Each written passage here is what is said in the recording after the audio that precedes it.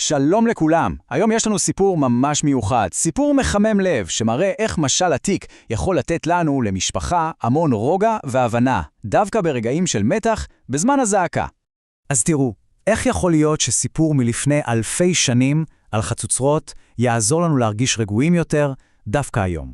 זאת שאלה מצוינת, והתשובה שלה, אתם תראו, היא די מפתיעה בעוצמה שלה. בואו נתחיל.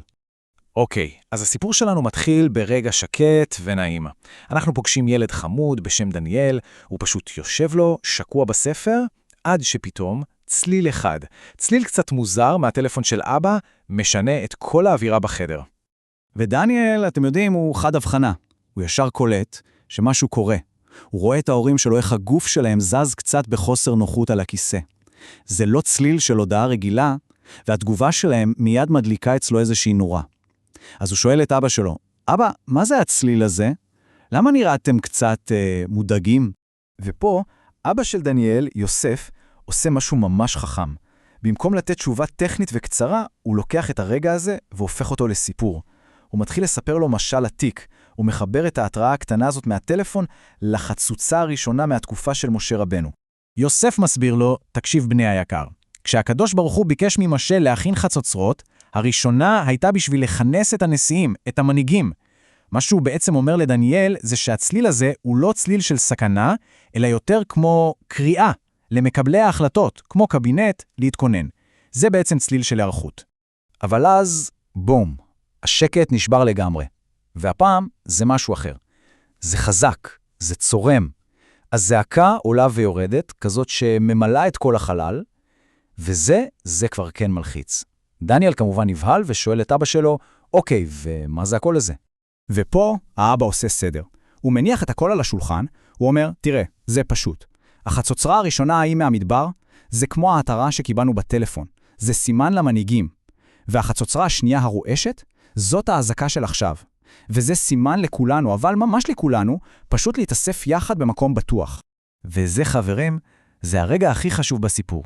במקום להיכנס ללחץ, לרוץ, לצעוק, האבא מציע משהו אחר לגמרי. הוא מושיט יד לדניאל ואומר לו את המשפט הזה. בוא ניקח נשימה עמוקה של רוגע ונלך בנחת. זה משנה את כל התמונה. זאת לא בריחה, זאת הליכה מכוונת, רגועה, בטוחה.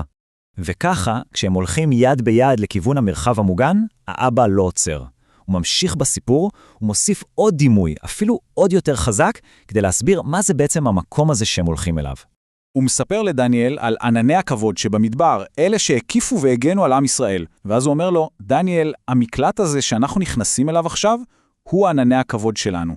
תחשבו איזה שינוי תודעתי מטורף זה. פתאום, המקלט הוא לא סתם חדר מבטון, הוא מרחב של הגנה, של שמירה עליונה. ובפנים, הרעיון הזה קורם אור וגידים. הם רואים שם את השכנים, ואנשים אומרים אחד לשני, שלום. יש אווירה של ביחד.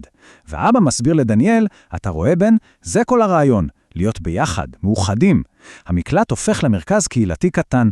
ופה קורה הקסם. השיעור הופך למעשה. דניאל רואה ילד אחר שנראה קצת לחוץ, והמילים של אבא על אחדות מעדדות לו בראש. אז הוא פשוט ניגש אליו, מציע לו את ספר הקומיקס שלו, והמעשה הקטן הזה הוא משנה הכל. פתאום שניהם מרגישים חזקים יותר, כי הם ביחד. אבל הסיפור עוד לא נגמר, כי אז מגיע הרגע שאולי הכי מפחיד. רעשים חזקים מבחוץ, והמקלט כולו רועד. פתאום שומעים בומים, פיצוצים חזקים, כאלה שהעדף שלהם מורגש ממש בבטן. וזה באופן טבעי מכניס פחד. דניאל לוחש לאבא שלו, אבא, זה היה מפחיד. ועכשיו, על האבא מוטלת המשימה הכי חשובה, לתת לזה משמעות. והוא עושה את זה באופן פשוט גאוני. הוא מחזיר את דניאל למעמד הר סיני. הוא אומר לו, תזכור, במתן תורה היו קולות וברקים, דברים מאוד מפחידים, אבל הם היו ההקדמה למשהו הכי טוב שקיבלנו. הרעש הזה ששומעים עכשיו, הוא מסביר, זה לא רעש של סכנה. זה הרעש של השומרים שלנו בפעולה. זה הקול של ההגנה עלינו. וזה המסר הכי חזק פה. הבומים האלה, המפחידים, הם לא סימן שהסכנה פוגעת בנו. הם בדיוק ההפך. הם ההוכחה שענני הכבוד שלנו, ההגנה שלנו, עובדת, שהיא שומרת עלינו. הרעש הופך מרעש של פחד לרעש של ביטחון. אחרי כמה דקות, כשהכל נרגע, מגיע עוד צליל מהטלפון של אבא. צליל שמסמן שהאירוע נגמר ושאפשר לחזור לשגרה. דניאל שואל מה זה הצליל הזה, ואבא מסביר, זה הסימן שהצלחנו, שהאחדות שלנו עבדה והכל נגמר. עכשיו כל אחד יכול לחזור הביתה בבטחה. שימו לב שגם היציאה קשורה להצלחה של הפעולה המשותפת.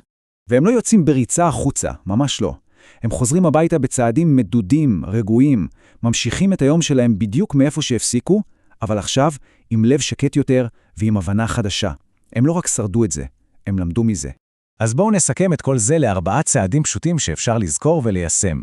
1. להקשיב. פשוט להישמע להתראות. 2. ללכת. אבל ללכת ברוגע למרחב המוגן. 3. להתאחד. להיות יחד בסבלנות לחזק אחד את השני. 4. לחזור.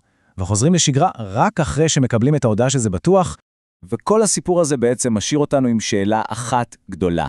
הוא מראה לנו איזה כוח יש לסיפור, לנרטיב. אז השאלה היא, אילו סיפורים אנחנו יכולים לספר לעצמנו ולילדים שלנו כדי להפוך רגעים של פחד לרגעים של כוח ושל ביחד. תחשבו על זה. תודה רבה שהייתם איתנו.